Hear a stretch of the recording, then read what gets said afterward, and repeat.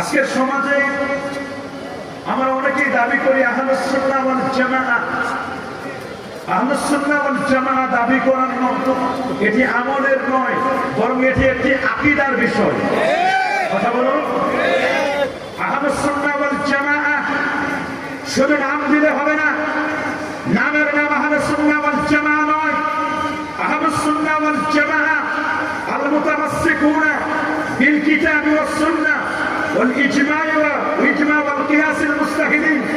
বরং কিয়াস, ইজমাই উম্মাহ, কোরআন এবং সুন্নাহ চারটি নিরিখে নবী, সিদ্দিক, শুহাদা, সালিহিনদের অনুসৃত পথে যারা চলে, মা আনা আলাইহি ওয়া আসহাবি, নবী এবং সাহাবায়ে কেরামের মত পথ মতো যারা চলবে, তারাই হচ্ছে মূলত আহলুস সুন্নাহ ওয়াল জামাআহ।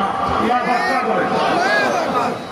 আপনি দাবি করবেন আহলুস সুন্নাহ ওয়াল জামাআহ, আর আপনি যদি আহলুস সুন্নাহ ওয়াল জামাতের খেলাফ করেন, আপনি নামে সুন্নি হতে পারেন, বাস্তব মানায় আকীদায় আপনি আমি সুন্নি দাবি করতে পারবো?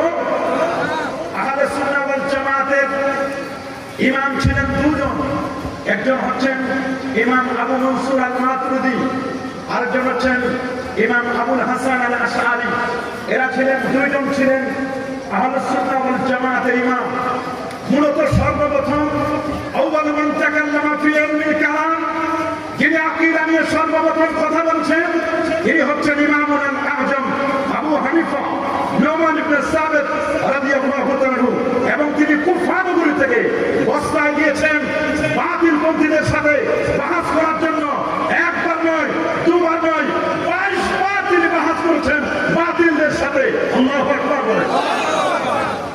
ইমাম আযম আবু হানিফা রাহমাতুল্লাহি আলাইহি তিনি দাস দিচ্ছিলেন। দাস থেকে তিনি মাঝখানে মাঝে মধ্যে তিনি দাঁড়িয়ে যেতেন। জিজ্ঞেস করা হলো, আপনি মাঝে মধ্যে দাঁড়িয়ে যান কেন? তিনি বললেন, আমি মাঝে মধ্যে দাঁড়িয়ে যাই, আমি দেখছি আহলে বাইতের একজন সদস্য, তার অনেক পরের সদস্য, আমি তাকে দেখে আমি সেখানে স্থির থাকতে পারি না। আহলে বাইতকে আমি তাজিম করি, আহলে বাইতকে আমি তাকরীম করি। কারণ আহলে বাইতকে তাকরীম আর তাজিম রেসপেক্ট না করলে ইমানের মধ্যে খললিয়াত এসে যাবে, ইমানের মধ্যে ত্রুটি এসে যাবে।